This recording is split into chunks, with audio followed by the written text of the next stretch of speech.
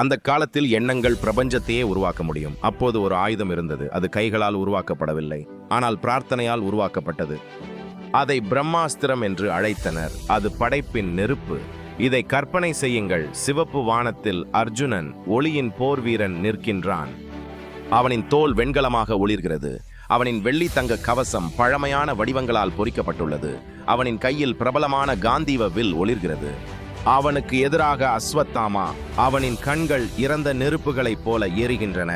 அவனின் இருண்ட கவசம் இரும்பு மற்றும் பெருமையில் உருவாக்கப்பட்டுள்ளது. அவனின் நெற்றியில் ஒரு கண் ஓயாத சிவப்பு ஒளியுடன் துடிக்கிறது. அவர்களுக்கு இடையில் நித்திய சாரதி கிருஷ்ணர். அவரின் நீல தோல் அமைதியான ஒளியுடன் ஒளிர்கிறது. அவரின் கண்கள் முடிவற்ற கருணையை கொண்டுள்ளன. அர்ஜுனன் மற்றும் அஸ்வத்தாமா அவர்களின் வில்களை இழுக்கின்றனர். 2 அம்புகள் எரிகின்றன. 1000 சூரியன்களின் பிரகாசத்துடன் ஒளிர்கின்றன.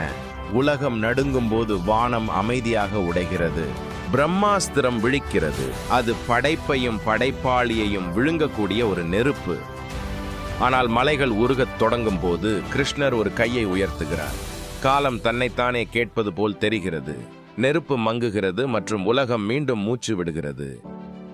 பிரம்மாஸ்திரம் அழிக்க உருவாக்கப்படவில்லை.